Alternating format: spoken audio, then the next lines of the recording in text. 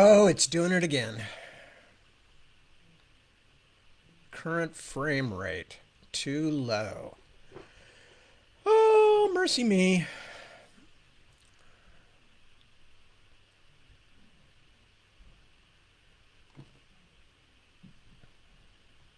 Okay.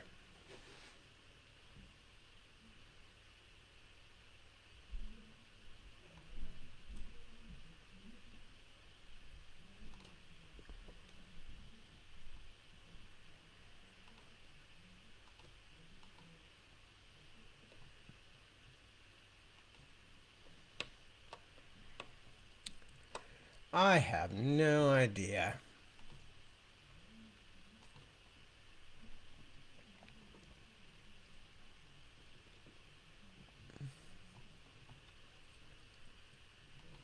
Oh, come now.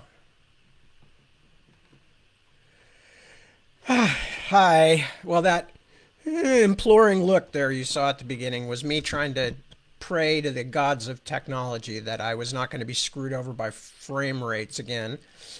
Because I spent half an hour trying to figure out how I could get all the settings right, and of course, it's still telling me the same thing with no way to change it. So, the hell with it. I cannot figure out why it's doing it, and I don't care. So, there. Anyway, so there we are. I'm back, and we'll figure it out as we go. And they have taken something that was at least somewhat simple and straightforward and turned it into a nightmare. But I will not let it bring me down. No. Are we downhearted? No, we are not. Are we going to let Google Chrome and Facebook drive us into weeping and expressions of despair? Probably, but not for a little while anyway. So hi, good evening. Oh my lord. I'm gonna have to start doing this somewhere else, I guess. Yeah, maybe YouTube will be easier. But because they're just determined every 5 minutes to change things and keep it complicated and confusing, so that I don't know why. I don't actually know why. It doesn't seem to increase their monetization or anything. It seems to be. I'm sure they were trying to do something for somebody, but what they've managed to do is just to make me want to weep. And if that was a goal, then they have succeeded admirably. So congratulations. I'm weeping.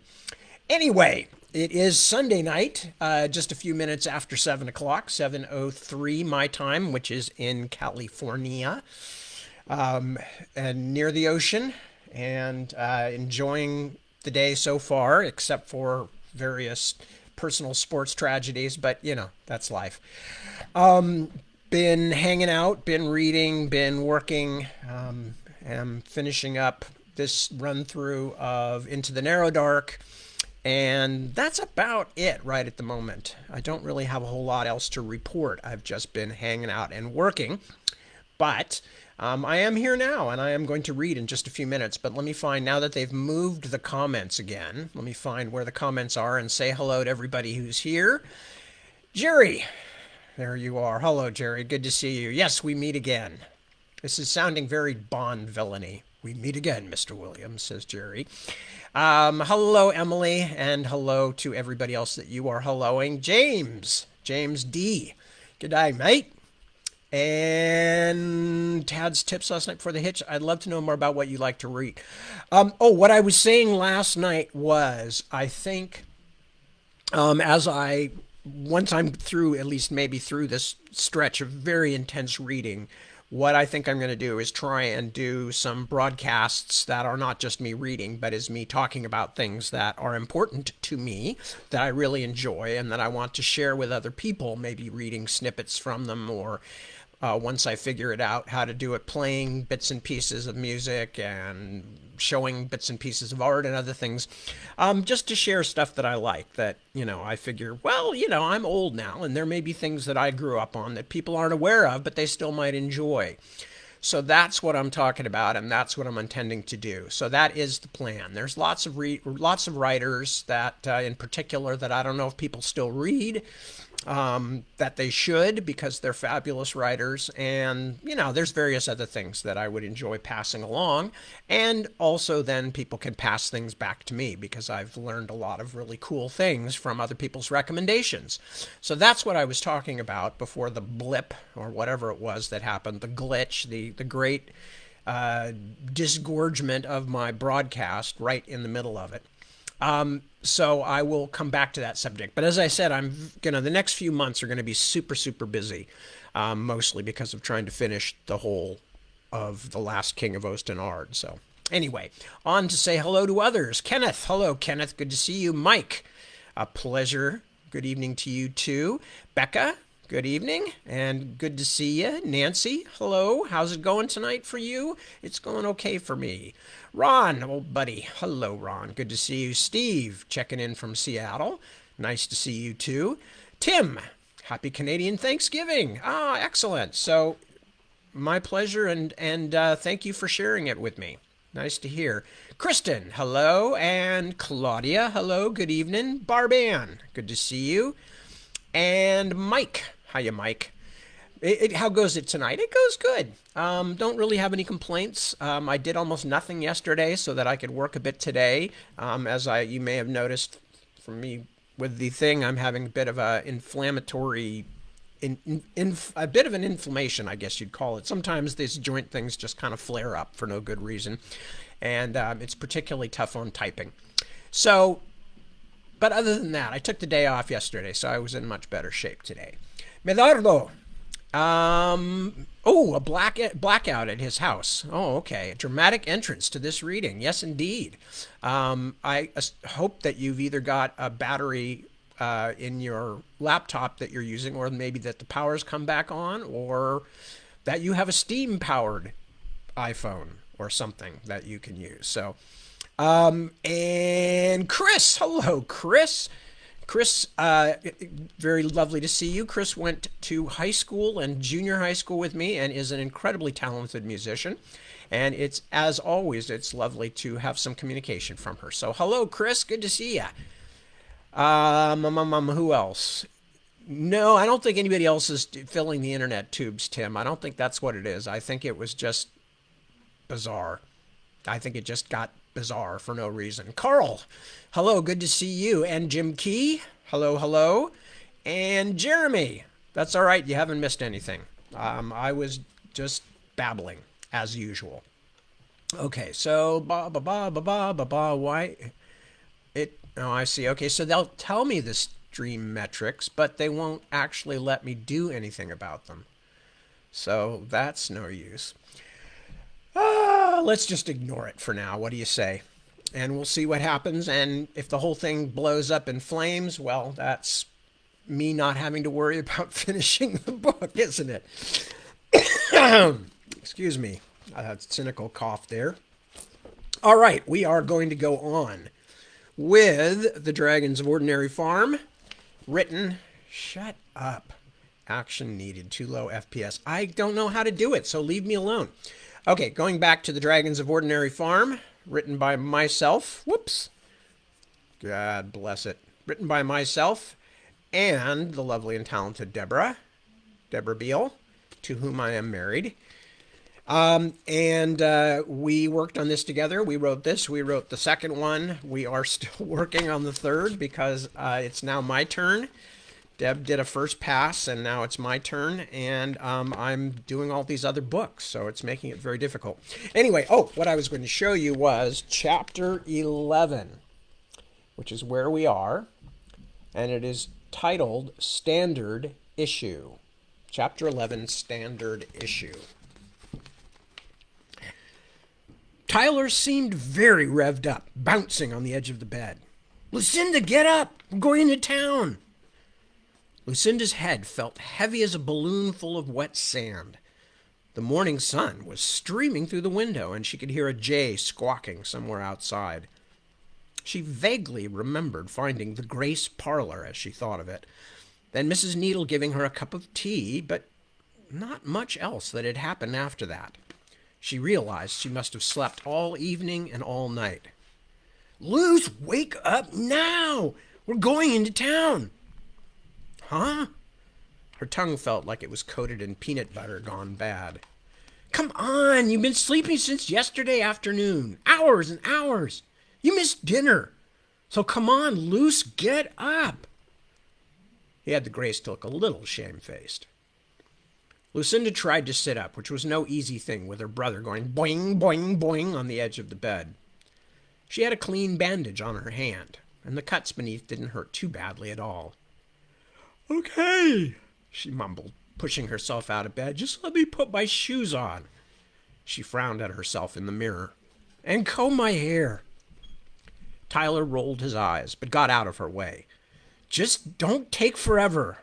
Man, you should see all the awesome stuff there is on this farm, Luce. I spent a few hours doing the rounds with Ragnar, you know, the guy with the beard. Stop bouncing or wait outside, will you? I like Ragnar, but man, I hate that Colin guy. Would you quit obsessing about Colin? What did he ever do to you? Why? Do you like him or something? Tyler stopped in the doorway and stared at her with horror. Oh, perfect. My sister has a crush on the evil henchman. Tyler! He's not an evil anything. Just shut up. My head hurts. Come on, Luce. Now he was jumping up and down in the hall. Okay, I'll be right there. She slammed the bedroom door shut on him, which punished no one but herself. Normally, that would have been enough for them to stay silent with each other for hours. But Tyler kept trying to talk to her as they sat on the wagon in the hot sun. At first, it just made her more irritated. But after a while, it occurred to her that for once Tyler was actually trying to communicate. It was like someone had stolen her little brother and substituted some kind of pod boy. There's been so much stuff going on, he said. I tried to wake you up before we went out this morning, but you were totally snoring. It was so cool. Ragnar let me feed the griffins. They're little. There isn't a mom or dad. They're like birds. They have eagle beaks, but they have bodies like something else. Ragnar said people used to say they were part lion, but really it's just that they're kind of yellow like a lion, and they have this kind of weird fluffy fur on the back end where the feathers stop. So why won't anyone tell us where they come from? What's the big secret? Mr. Walkwell half turned in his seat, as though he was going to say something, but instead he just flicked the reins and muttered to the horse. I know, Tyler said quietly. I asked Ragnar that. He just says it's up to Uncle Gideon. But it has to be some kind of DNA thing, because otherwise why would they have baby griffins but no mother? How should I know? And there's other stuff I found out too. He was whispering now. I'll tell you later. The house is haunted. Which was just what Lucinda and her headache didn't really want to hear. Standard Valley was not a town in the sense Lucinda thought of the word. It only had a couple of main roads and one main shopping district. If you could call a gas station, a feed and hardware store, a bank, a grocery store, and a coffee shop all in a row across from the train station by any name as fancy as a shopping district. Lucinda found it depressing, but at least the sun had gone behind a swirl of dark clouds, making the day much darker. It was still unpleasantly hot, but the glare was gone, and she thought she could even smell something like rain in the air. As the horse-drawn wagon clopped on into the center of town, a few men standing around a truck parked next to the gas station looked up. One of them, a gray-haired man with a big belly and a baseball cap pushed far back on his head, grinned and gave a kind of salute, then shouted, I see you're still driving last year's model. To Lucinda's surprise, Mr. Walkwell shouted back, At least when this one backfires, all I am smelling is hay. And then he actually smiled. It took her a few seconds to figure out that not only had secretive, grumpy Mr. Walkwell acted like he knew the man, he had even made a joke. Who's that guy? She asked. Hartman, said Mr. Walkwell. He owns the gas station. I have met worse men in this world than him. Which meant he sort of liked him, as far as Lucinda could tell. Look, said Tyler as they rolled to a stop in front of the feed and hardware store. A hitching post, just like in a cowboy movie. Lucinda, sipping the last from a bottle of water, was more interested in the idea of getting hold of some lip gloss and maybe some sunblock. Her lips were already dry and cracked after only a couple of days, and she could just see surviving the summer and returning to school only to have the other girls make fun of her because of her farmer tan and ruined lips. They spent a boring half hour in the general store. Lucinda found her skincare products, and Tyler, for some reason, bought a flashlight and a ton of batteries. Mr. Walkwell put in an order for some supplies. Apparently, the feed and hardware store and grocery store were run by the same people. As he limped around looking at things, the few other customers nodded at Mr. Walkwell as if they knew him. The heavy-set woman behind the counter smiled at the children and asked them their names as they paid for their goods. "You staying for the summer?" she asked. "Oh, you'll have fun. It's nice for city kids to spend some time on a farm. See how things really work." Lucinda wanted to laugh, but of course she didn't. If this woman only knew. "Are you having a good time so far?" The stout woman was really looking at them, Lucinda realized. "They don't get many visitors on that Tinker farm." Suddenly Mr. Walkwell was there, hands resting heavily on the children's shoulders. "We must go now," he said. "Much work to do." Lucinda could tell the woman would have liked to ask more questions. In fact, she noticed most of the other customers in the store had been listening too. "You must not talk to strangers," Mr. Walkwell said as they stepped outside. "Time to go back."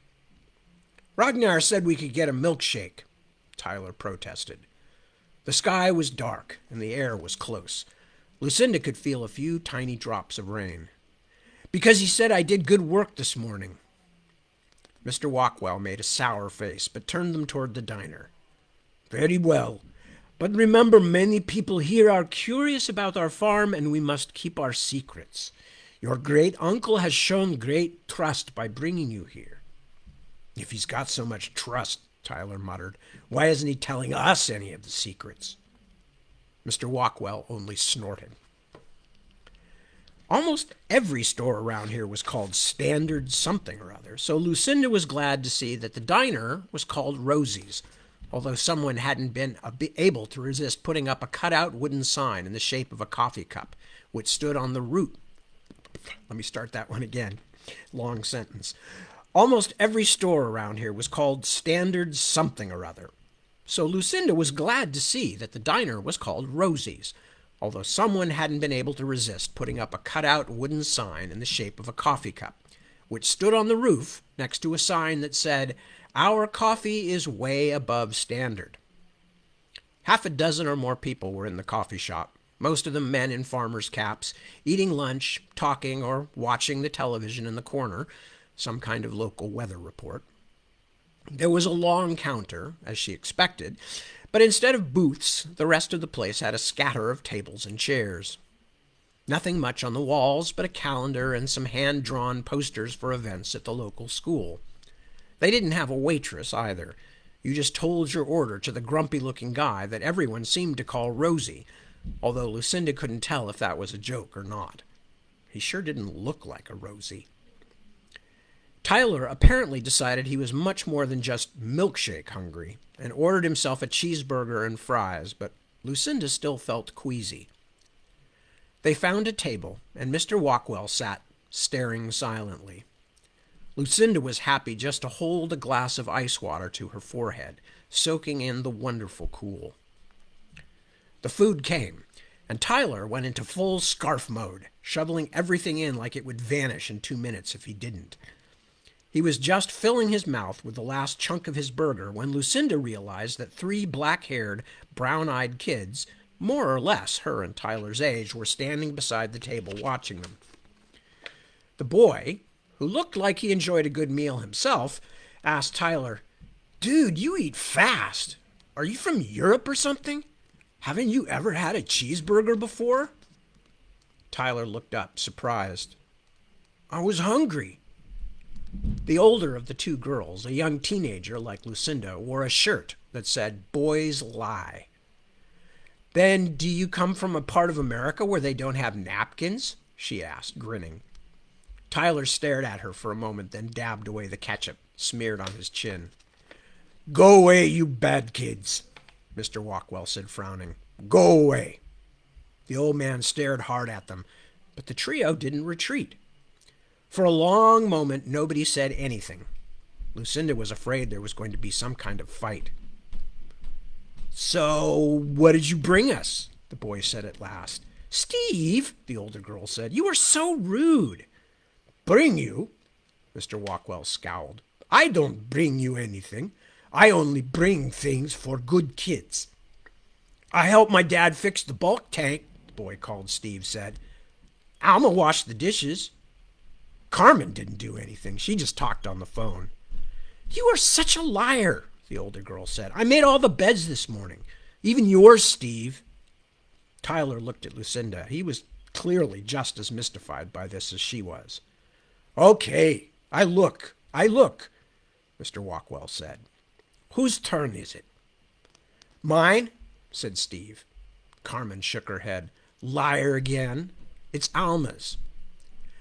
Mr. Walkwell reached into the pocket of his battered old jacket, which he seemed to wear no matter how hot it was outside, and pulled out a fluffy ball of Kleenex.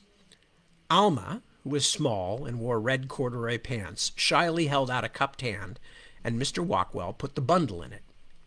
She unwrapped it carefully to reveal a knobby branch with several small blossoms on it, all carved out of a single piece of pale wood. Oh, said Alma, her eyes wide. It's beautiful. Nothing. It is nothing. Mr. Walkwell waved his hand as though he couldn't stand to look at such a poor thing any longer. Almond blossoms. We had them in my old country, so I like them. Take it. Thank you. Alma backed up a few steps, but continued to stare at the carving in her hands. So you're the kids staying at Ordinary Farm? Steve said, leaning on the table. He squinted at Tyler's plate. Hey, are you going to finish those French fries? You are so rude, his older sister said. I'm Carmen Carrillo. This is my brother Steve. Alma's the youngest. We live on the next farm over, Crest of Soul. Our parents own it. We heard there might be some kids visiting Ordinary Farm this summer. You should come over to our place sometime. Lucinda looked to Mr. Walkwell, certain that he would want to end this conversation, but he was watching Alma instead, who held the carved almond blossoms up close to her face, peering intently. The old man was actually smiling a little. A joke, Lucinda thought, and now this? 2 Walkwell firsts in one day. The door to the diner banged open loud enough to make Lucinda jump. The round man with the baseball cap from the gas station came inside, his clothes spotted with rain. Hey, Walkwell, he called. Your big friend's over at the store, and I think he's looking for you. Mr. Walkwell got to his feet and limped toward the door. Ragnar? How did he come? In that machine of the Inferno? The truck, yes, said Hartman, the gas station man, winking at the kids. You children stay here, Mr. Walkwell told Tyler and Lucinda. Don't go away anywhere. As he went out the door with Hartman, the round man was saying, If you people at Ordinary Farm would just learn to carry cell phones. The door banged shut. Rosie, the proprietor, glared at it for a moment, then turned back to his other customers, all of whom had watched this with much interest. After a long moment's silence, Steve said, Hey, you seen any ghosts? Tyler almost dropped his milkshake, and Lucinda suddenly remembered the strange remark her brother had made on the way into town. What do you mean? He asked. Steve, said Carmen with a warning in her voice. I'm just asking. The boy turned back to Tyler. Our grandmother tells all these stories. She grew up here and she knows all these Indian legends. Crazy stuff, but kind of cool. Anyway, the Indians used to think the gateway to the underworld was on your land or something like that. The spirit world. Really? Cool. What else does your grandmother say about... Tyler began. Then the door banged mightily once more at the front of the coffee shop. Mr. Walkwell leaned in the door and called, "Tyler! Lucinda, you come with me now. We must go." They left the cafe, the Carrillo kids trooping out behind them. Outside stood Ragnar, his long hair and beard stringy in the rain and his big face flushed. The big cow. She is about to give birth, I think. The young ones, they can drive back with me." "As you wish," Mr. Walkwell said. "I am taking the wagon.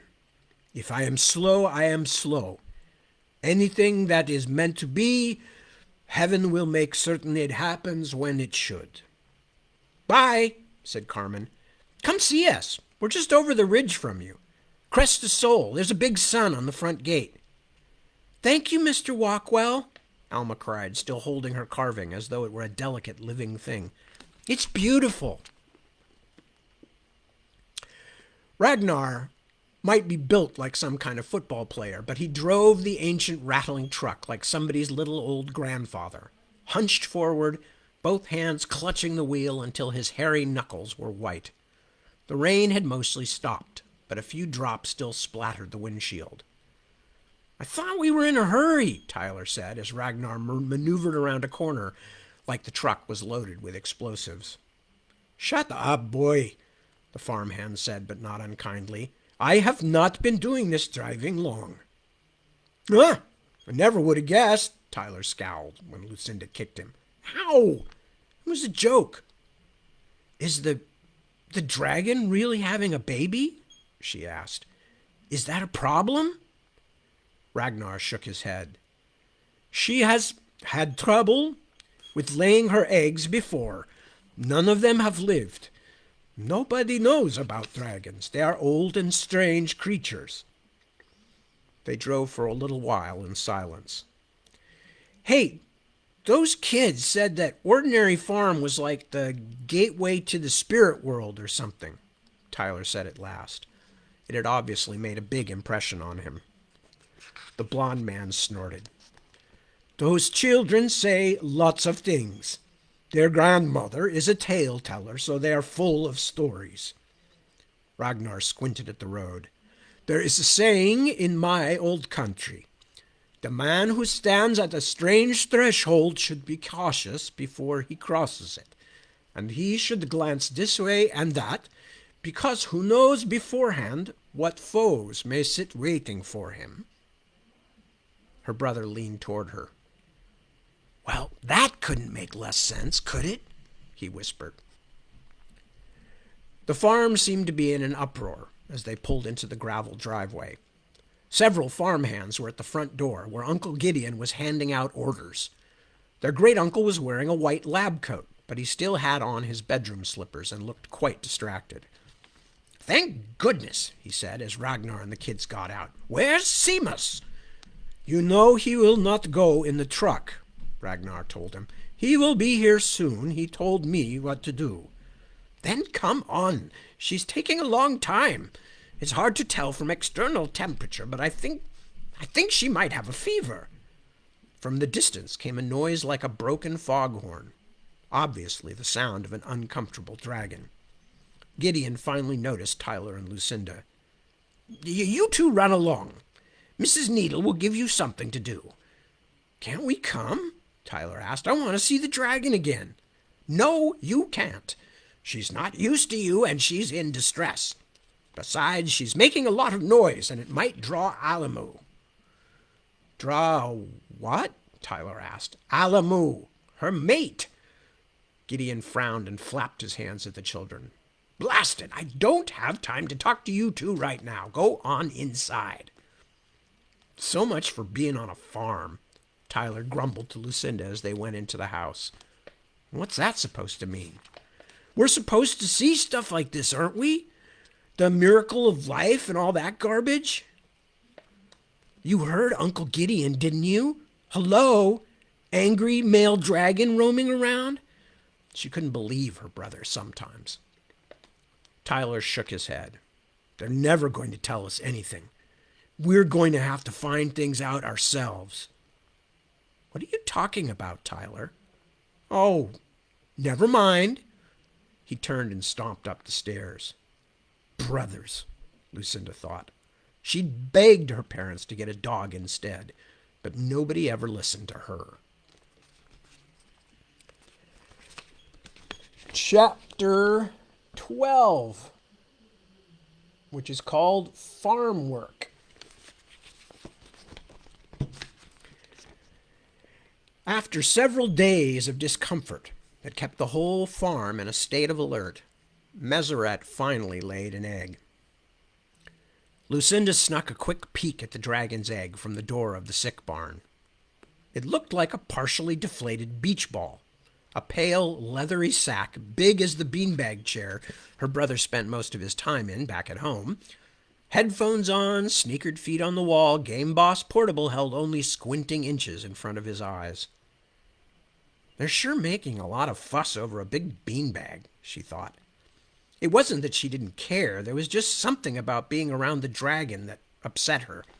Something about the watchfulness in the creature's huge, red-gold eyes. Lucinda often found herself making excuses to avoid being near the dragon very long. Not that anyone was urging her to stay. The sick barn was a busy place now, and it was easy to get in the way. Uncle Gideon and Mr. Walkwell hardly left Meseret's side for the first week. Apparently, this was the third or fourth time Meseret had given birth, and none of the other eggs had hatched, so everyone was worried. The children spent most of their time that week with Mrs. Needle, or Ragnar, doing chores and helping out, or trying to. Tyler hated doing the inside jobs, and he didn't like Mrs. Needle at all. Lucinda had more mixed feelings about the Englishwoman. She remembered very little of the conversation they had shared, but she remembered feeling very grown up and privileged to be spending time with someone so interesting and special. When Lucinda came into the farm office one morning to ask a question, and found Mrs. Needle winding her long black hair into a French pleat, it felt like stumbling onto a fairy creature in a patch of forest moonlight. Patience Needle was so pale, so lovely, and yet somehow as fierce as a panther and more than a little frightening. Lucinda didn't really know what to think. Being around Ragnar was entirely different. He was obviously fairly old, but he looked like a barbarian out of one of Tyler's games or some long-haired professional wrestler. Ragnar didn't try to be tough or cool, although in his own weird way he really was cool. "Where do you come from?" she asked him one morning, amused by his pronunciation of jam jar as jam jar. "Denmark, you would call it, but I have not been there in a long time. Everything is different now, they tell me." He shook his head, staring out past the field whose wire fence he was fixing, as though he could see Denmark just beyond. For all Lucinda knew, he could. She had never been much good at geography. Tyler seemed glad of this opportunity to rest for a moment and wipe the sweat from his face. They had been working all afternoon restringing wire fences in the valley sun, and even though Ragnar did the lion's share of the chores, Lucinda suspected this whole thing was more about babysitting them than getting any actual labor out of them. It was still hot and tiring work. "Why did you come?" Tyler asked. "Here, I mean." Ragnar laughed. Things had gone sour for old Ragnar. I had little choice but to take Gideon's kind offer. "I don't get it," Lucinda said. "And I hope you do not get it," he told her, serious now. He bent and heaved up another bale of wire in one hand, as if it was a roll of aluminum foil, and directed Tyler where to help steady it against the fence post. "But you are Gideon's kin, which is for the good. Others around him are sometimes forced to pay a very high price indeed." He laughed again, but it almost sounded angry. After that, he began banging huge metal staples into the post, and it was too noisy for them to ask any other questions. So many jobs. feeding all the animals, doctoring them, repairing their cages and pens and tanks, as well as taking care of the farm's vegetable garden and house and kitchen, not to mention the huge variety of creatures. Not just unicorns and dragons, but skittish, snarling wampus cats, hoop snakes, and even something called a hodag, a truculent creature that looked like a badger covered with crocodile skin and smelled like old cheese. Lucinda couldn't begin to imagine how Uncle Gideon and his employees kept a place like this going with only a dozen or so employees, although Mr. Walkwell, for one, never actually seemed to stop working. Twice she had woken up in the middle of the night and gone out to the hall and the bathroom there, only to spot him through the window, driving his wagon across to the sick barn or limping across the farm hauling bags of feed by moonlight. Didn't he ever sleep? And how could somebody who was so obviously crippled or at least severely limited in his mobility work so hard? She had no idea what was wrong with his legs.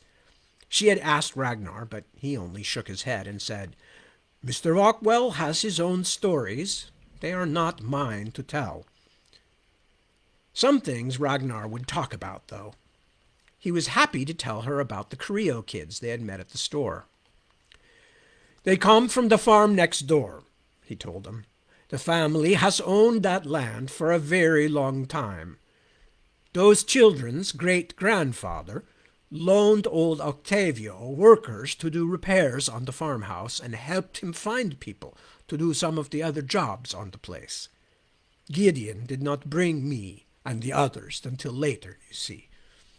So the Carrillo family does not know your uncle's secrets, but he likes them and trusts them. Sometimes he even goes to their house for the Christian and American holy days." Lucinda wasn't sure exactly what the last part meant. American holy days? But she gathered that the Carrillo kids weren't considered official enemies of the farm or anything, so it made a little more sense that Mr. Walkwell carved things for them. Still, that was the last thing she ever would have imagined such a strange, grumpy man doing. Lucinda and Tyler quickly settled into a routine. Mondays, Wednesdays, and Fridays they went with Ragnar and did repairs and other small chores around the farm in the morning, then came back in the afternoon to help the people working mostly inside. Lucinda ran errands around the house, helped Pema take care of the bed linens and other things, or helped Sarah and Azinza put things away in the pantry. Azinza looked like nothing less than a supermodel and made Lucinda feel like a dwarf. The African girl was at least 6 feet tall, with cropped hair and a profile like the most exquisite sculpture Lucinda had ever seen. Her skin was so dark it had almost a blue sheen to it. Beside the beauteous Azinza, Mrs. Needle actually appeared quite ordinary. Tyler mostly wound up helping old Caesar as he made his rounds, replacing light bulbs and broken coat hooks and hammering in nails that had worked their way out of the house's ancient paneling. "Caesar sings a lot," Tyler told Lucinda one evening as they went down to dinner. "And he can tell you anything you want to know about polishing silver, that's for sure. But when I ask him how he came to the farm, he just says, 'I was in a worse place before, the good Lord knows,' and he won't say anything else.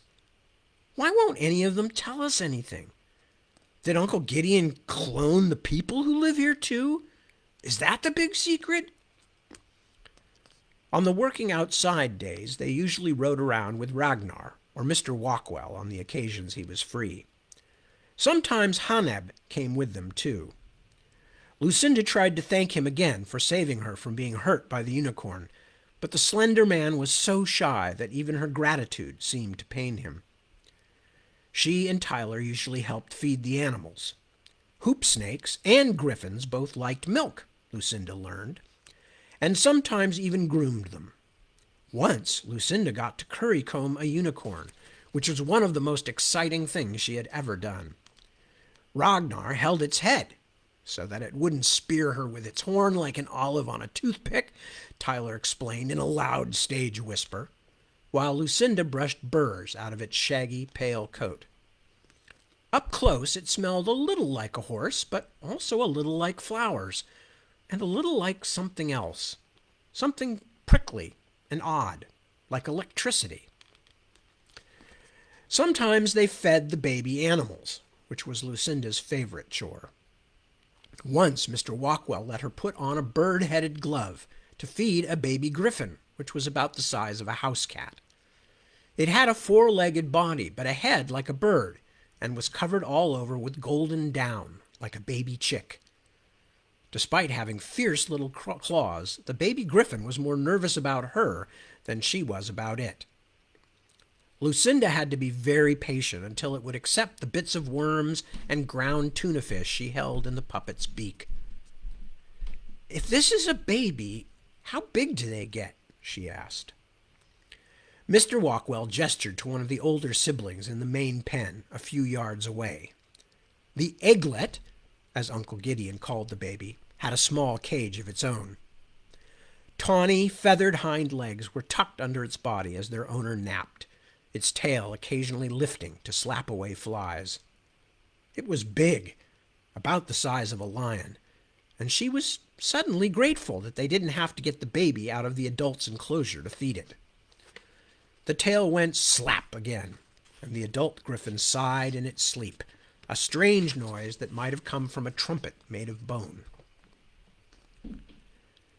As the first week passed, then the second and third, and June gave way to the 1st of July, Lucinda began to get a sense of how the farm truly worked, but it only made her more confused. First of all, she came to realize it didn't seem to be a farm at all. Gideon and his workers didn't seem to be raising the animals for any purpose, and except for the acres of grass that would be hay for winter feed, and the orchard of fruit trees behind the house, the only normal thing the farm seemed to grow were the vegetables and spices and herbs in Mrs. Needle's kitchen garden. It was a good-sized garden, full of plants Lucinda had never seen before, and even had a mysterious greenhouse with lots of elaborate Victorian-looking ironwork. But Mrs. Needle wasn't growing anything to sell. In fact, nothing on the farm seemed set up to make money or satisfy more than a few basic needs for the people who lived there. No ordinary farm was more of a zoo than anything else. Everything seemed to revolve around taking care of all the fantastic animals.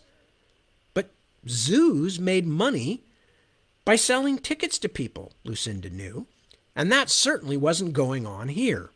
Although Gideon could make millions, she realized, maybe billions if they ever did. So what was going on?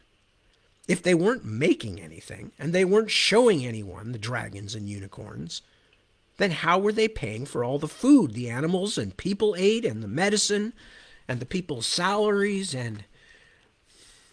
She hated to admit Tyler was right, but the whole thing just didn't make sense. And there were a lot of mouths to feed. The herders, Kiwa, Jeg, and Hoka, the three amigos, as Tyler called them, spent most of their time in a hut out by the pasture land, but came into the house to eat. Beside them, and Haneb, and Ragnar, and Mr. Walkwell, more than a half-dozen other men of many colors and sizes worked on the property and lived in a bunkhouse near the reptile barn. Lucinda hadn't had a chance to learn their names yet. So what was that altogether? 18 or 19 people to be fed and housed, not including herself and Tyler?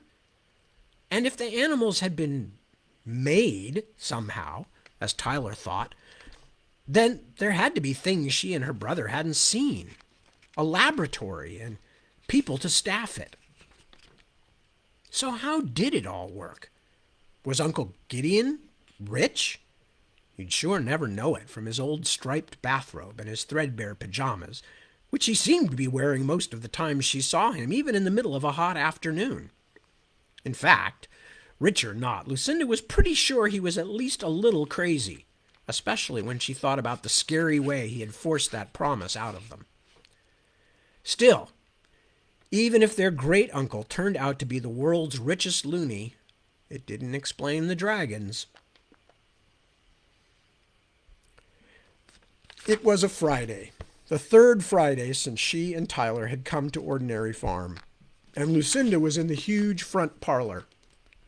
The room had a marvelous stained glass window featuring a gorgeous snake. Lucinda found herself quite hypnotized by it, plus a large collection of mirrors and clocks, which she was giving an offhand dusting when she heard the bell summoning everyone to dinner. She was thinking with pleasurable anticipation about the apple brown Betty Sarah was baking when Gideon walked in the front door. Lucinda assumed that he was on his way to dinner as well, but he only walked by her on his way to the staircase, his face sagging and empty. "Uncle Gideon?" He didn't even speak or look back as he trudged through a door at the back of the stairs and off somewhere into the depths of the house, his bathrobe flapping like the cape of a defeated superhero who had just decided to retire from the crime-fighting business. Then Colin Needle came through the front door also, his bony face twisted with anger. "What's wrong?" Lucinda asked him. "What's going on?" Colin was so upset that flecks of spit flew from his mouth as he spoke. "I tried to tell him I was sorry. I tried to tell him how upset I am, too. But he never listens to me. He just pushed me aside like I was nothing." Lucinda had never seen the older boy show much emotion. She felt sorry for him, though she'd been on the other end of Gideon's anger and knew what it felt like. "Sorry about what? What's happened?" Colin looked at her almost blankly. Then he said, "Meseret's egg isn't going to hatch. There's a baby inside, but no heartbeat. Again. It's happened every time." His anger surged again. "But he blames my mother for it, in spite of everything she tried to do." He was getting loud now, and it made Lucinda a little nervous. Gideon couldn't have gone very far in such a short time. Like, she's supposed to fix the dragon, fix the money, fix everything that's wrong with this stupid farm, fix all his stupid mistakes. "Colin, I'm really sorry," she began, but the boy was so consumed with his feelings that he wasn't even looking at her. Instead, Colin turned and half walked, half ran toward the kitchen.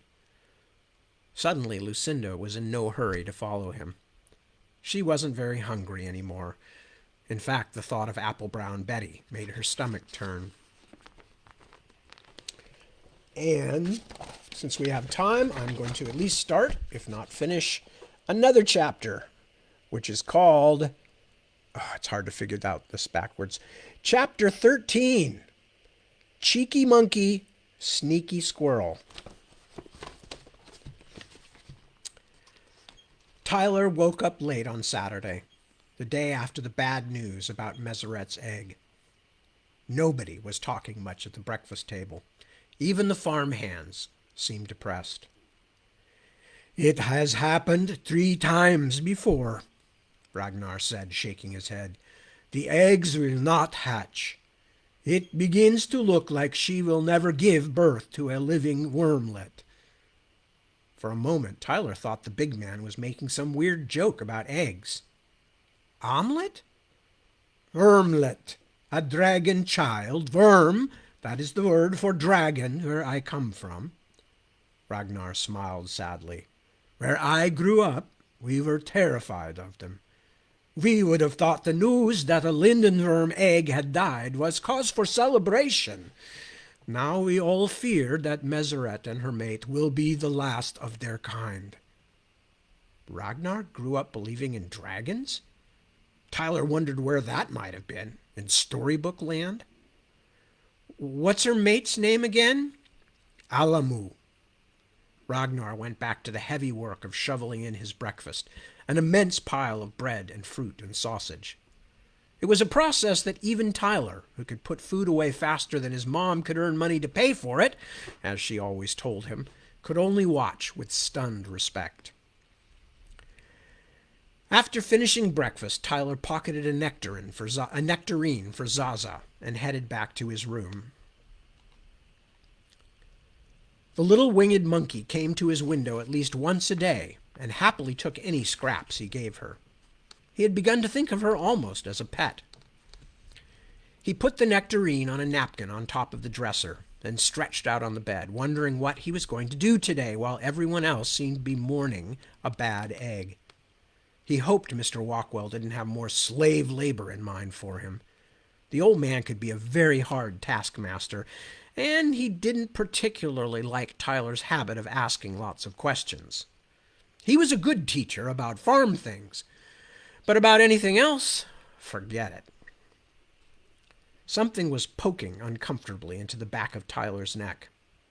He reached under his pillow and his fingers found something crinkly and rough.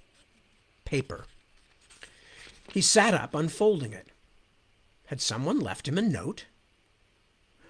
No, he realized with astonishment. He'd seen this piece of paper before, yellowed with age and chewed into a fringe along the edges like a cowboy's chaps. It was the scrap of paper from the library, the one he had lost when the figure in the mirror startled him. But how had it wound up here? The paper had been tattered to begin with, and Tyler lying on it hadn't helped things. So, excuse me.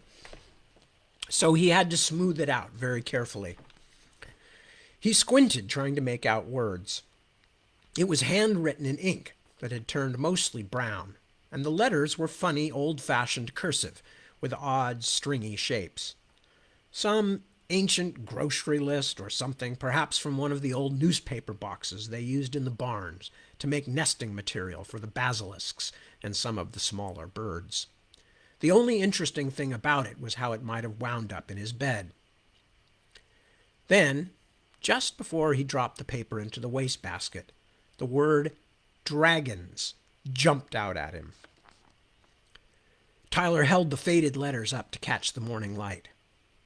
There wasn't much left on the page that was readable. Most of it had been water smeared or shredded into confetti, but he could make out the sentence, "If dragons are not strictly fabulous, then we shall find them before, not during, the spread of their tails into Europe."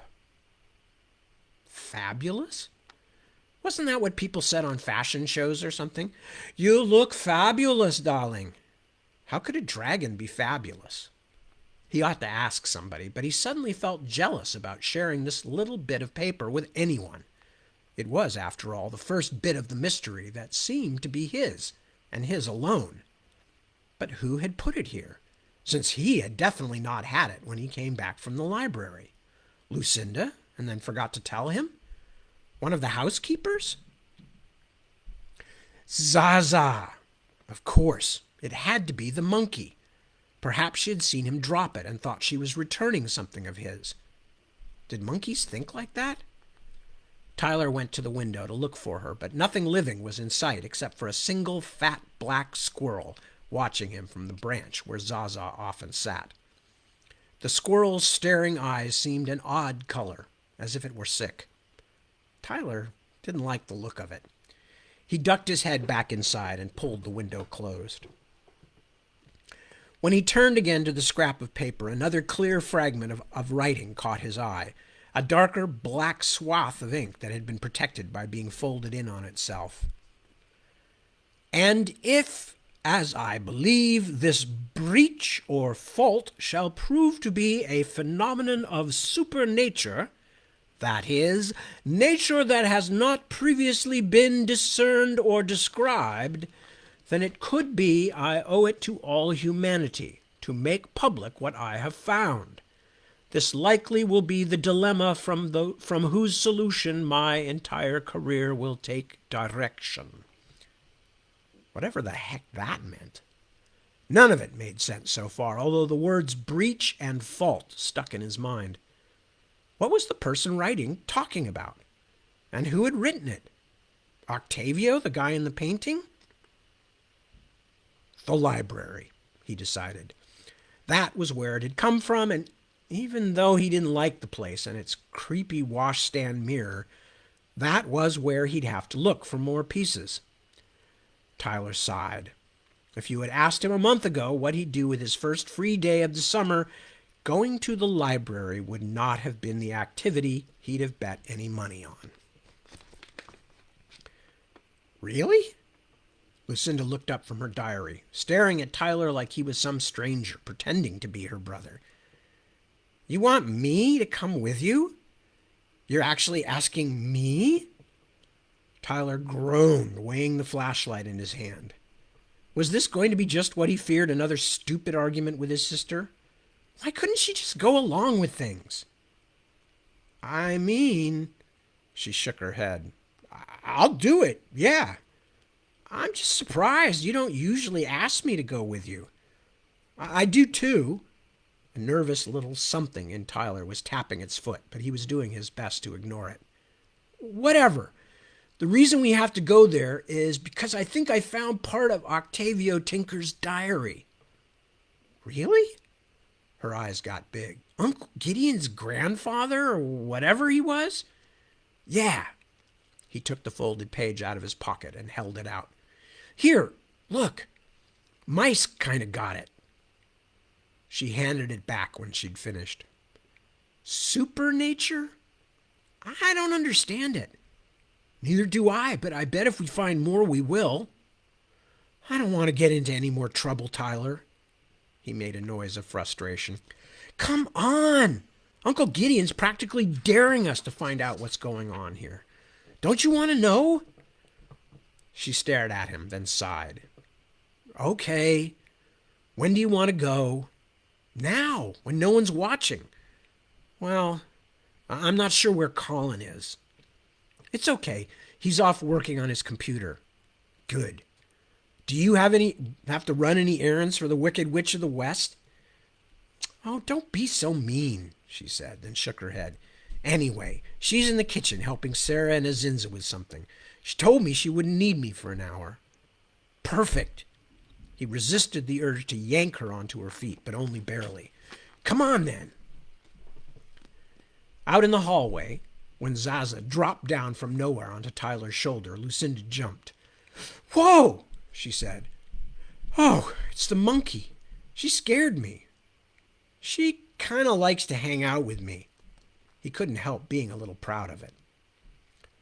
Zaza seemed nervous, turning in circles on his shoulder as they walked around the house and through the garden and outbuildings toward the library hall.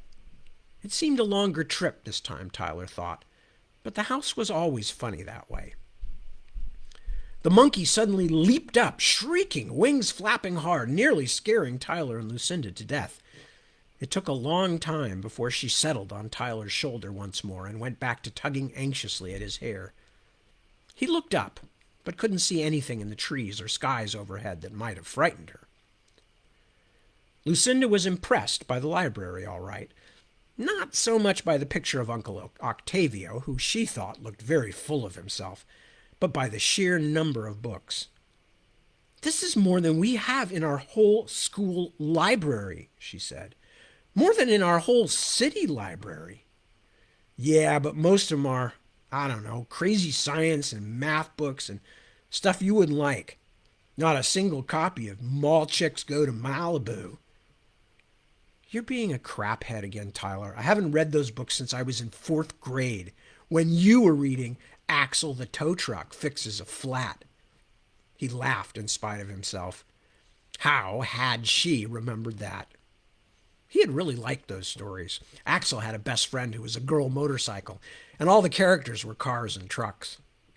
Come on, he said, and switched on his flashlight. This time he wasn't going to give away their presence by turning on the lights. I'll show you the haunted room. And that's where we're going to stop. So, whatever else is going on is still going on. I'm still getting these too low frames per second things. And I see now that my camera is doing strange things again. I have no idea what it's been broadcasting. Also, because of the way this thing is situated now, I cannot see anybody's comments while I'm reading, which is really irritating because at least before I could see some of them. But hey, such is life. Such is life in the big leagues. With that, I am going to draw to a close. I am going to pull the curtains on this evening and on this weekend and wish you all the very best. Thank you, as always, for joining me, which is great fun. And hope that you all will stay well and healthy. Take care of yourselves, take care of your loved ones, friends, and neighbors. And with that, I will beat not a hasty retreat, but a dignified retreat. High O silver and a cloud of dust. And I will see you next week. Either you can join me at 1 a.m. my time next Sunday morning, or you can join me again on this slot, 7 p.m. next Sunday evening. But either way, I will be here. It will be Sunday, 1 a.m. and then 7 p.m. And I look forward to that. And I will see you then. So good night, my darlings and hamburgers. And I will talk to you, read to you, bore you, and I hope occasionally amuse you very soon.